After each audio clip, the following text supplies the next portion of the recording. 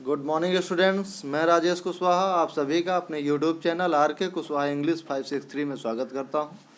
प्रिय विद्यार्थियों, पिछले वीडियोज़ में हम लोगों ने देख लिया था, फिगर ऑफ स्पीच को देख लिया था और फिगर ऑफ स्पीच के अंतर्गत सिमिली फिगर ऑफ स्पीच को हम लोगों ने पढ़ लिया था, उसके डेफिनेशन को, उसके एग्जाम्पल्स को देख लिया था। आइए उसी श्रृंखला को आगे बढ़ाते हुए आज मेटाफर और पर्सनिफिकेशन फिगर ऑफ स्पीच को देखते हैं, इनकी डेफिनेशंस को देखते हैं और साथ ही साथ इनके एग्जाम्पल्स को भी समझते हैं। तो आइए शुरू करते हैं मेटाफर फिगर ऑफ स्पीच। जैसा कि हम नाम से जानते हैं, मेटाफर फिगर ऑफ स्पीच को हिंदी में अगर कहें तो ये रूपक अलंकार होता है। Metaphor is the figure of speech in which a comparison is made between two objects of different kinds without using comparison words as like so. It is an implied simile. तो जैसा कि हम लोगों ने पढ़ा, सिमिली को पढ़ा था कि सिमिली फिगर ऑफ स्पीच में कंपैरिजन वर्ड्स एज, लाइक और सो का यूज किया जाता है। कंपैरिजन को शो करने के लिए दो चीज़ों के बीच में कंपैरिजन होता है। सेम सिचुएशन मेटाफर में भी होती है, लेकिन मेटाफर में इन कंपैरिजन वर्ड्स को हटा दिया जाता है, कंपैरिजन वर्ड्स यूज नहीं किए जाते हैं। इसलिए इस मेटाफर फिगर ऑफ स्पीच को हम क्या कह सकते हैं, it is an implied simile. ये निहित उपमा होती है, या अगर हिंदी में कहें तो हिंदी में हम लोग पढ़ते रहे हैं कि जब उपमेय में उपमान का भेद रहित आरोप हो तो उसको रूपक अलंकार कहते हैं। कहने का मतलब कोई अंतर न रह जाए। जैसे कि हम लोगों ने क्या पढ़ा था, life is like a dream. Example simile में क्या पढ़ा था कि life is like a dream, वहाँ लाइक आया था, इस जगह पे लाइक लगा हुआ था, life is like a dream. लेकिन अब हम क्या कह रहे हैं, डायरेक्ट इम्प्लाई हम कह रहे हैं कि लाइफ इज़ अ ड्रीम, जीवन एक स्वप्न है। अगर हम कंपैरिजन वर्ड्स का यूज नहीं कर रहे हैं और डायरेक्ट कंपैरिजन कर रहे हैं तो हम मेटाफर को क्या कह सकते हैं, metaphor is the figure of speech which is direct comparison between two objects. ये डायरेक्ट कंपैरिजन को शो करता है। एग्जाम्पल्स और भी देख लेते हैं। तो एग्जाम्पल है लाइफ इज अ ड्रीम, उसमें लाइक लगा हुआ था, लाइक लगा देंगे सिमिली हो जाएगा। He was a lion in the fight, he was a lion in the fight, वह फाइट में क्या था, एक शेर था। लाइक अ लायन नहीं आया, he was like a lion in the fight. अगर लाइक आ जाता तो सिमिली हो जाता। The camel is the ship of desert, camel को शिप ऑफ डेजर्ट बोला जा रहा है और एक कंपैरिजन वर्ड्स नहीं लगाया जा रहा। शिप ऑफ डेजर्ट की तरह है ऐसा नहीं बोला जा रहा है, बल्कि ये बोला जा रहा है कैमल क्या है, शिप ऑफ डेजर्ट। इसी तरह से फोर्थ एग्जाम्पल को देखें, revenge is a kind of wild justice. Revenge को हम वाइल्ड जस्टिस बता रहे हैं कि a kind of wild justice है। Revenge is a kind of wild justice, ये नहीं बोल रहे हैं कि revenge is like a kind of wild justice, ऐसा हम नहीं कह रहे हैं।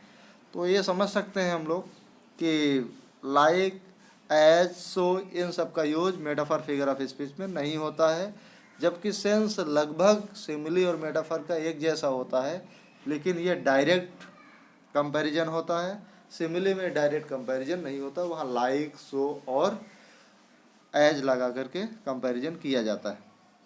पांचवा एग्जाम्पल देखते हैं, the news was a dagger to his heart. The news, news का कंपैरिजन किया जा रहा है अ डैगर से, तो the news was a dagger, news dagger था, न्यूज एक कृपाण था, न्यूज एक तलवार की तरह थी उसके हर्ट में। तो क्या है ये डायरेक्ट कंपैरिजन है। अगर हम ये कह देते the news watch like a dagger, ये सिमिली हो जाता। तो सिमिली और मेटाफर में डिफरेंस यही है कि सिमिली में कंपैरिजन वर्ड्स का यूज किया जाता है, इनडायरेक्ट कंपैरिजन होता है, जबकि मेटाफर फिगर ऑफ स्पीच में डायरेक्ट कंपैरिजन होता है। आइए अगला फिगर ऑफ स्पीच देखते हैं जो कि पर्सनिफिकेशन है, हिंदी में इसको मानवीकरण कहते हैं। तो पर्सनिफिकेशन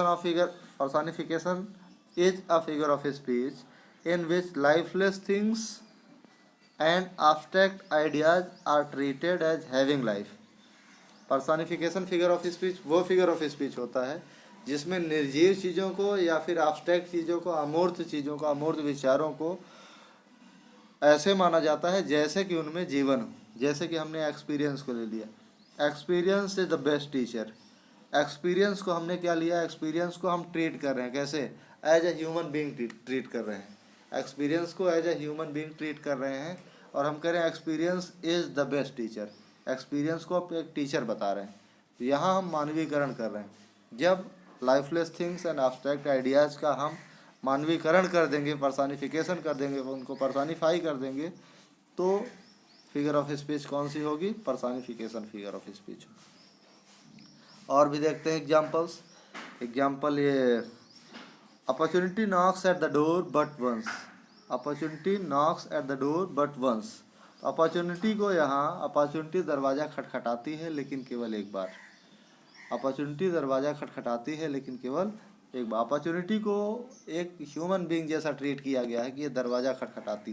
अब दरवाज़ा तो खटखटाएगा, कोई मनुष्य खटखटाता या और भी कोई जो सजीव होगा वही खटखटाएगा, लेकिन यहाँ अपॉर्चुनिटी को एक सजीव की तरह दिखाया जा रहा है, एक लाइफ हैविंग थिंग्स की तरह दिखाया जा रहा है। इसलिए अपॉर्चुनिटी क्या है? अपॉर्चुनिटी को पर्सनिफाई किया जा रहा है। यहाँ फिगर ऑफ स्पीच कौन सा है? Personification figure of speech. तीसरा एग्जाम्पल देखते हैं। The moon weld her face, moon ने अपने चेहरे को ढक लिया, इसको भी पर्सनिफाई किया जा रहा है, as a living being treat किया जा रहा है। Fourth example, authority forgets the dying king, authority भूल जाती है।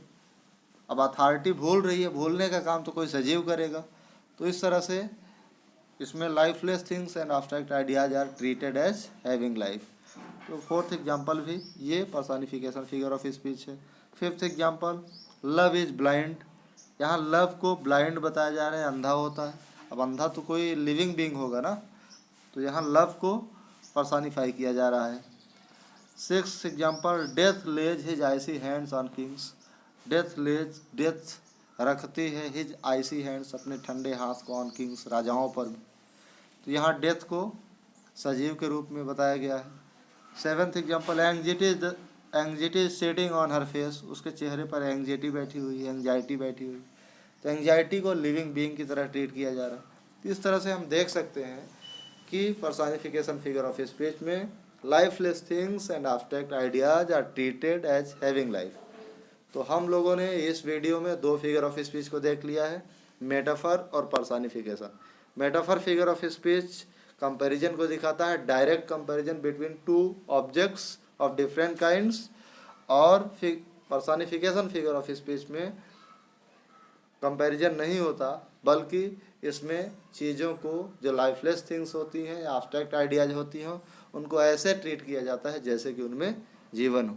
तो आशा है कि आप लोग बेहतर तरीके से ये फिगर ऑफ स्पीच को समझे होंगे, और आगे भी हम लोग वीडियो बनाएंगे।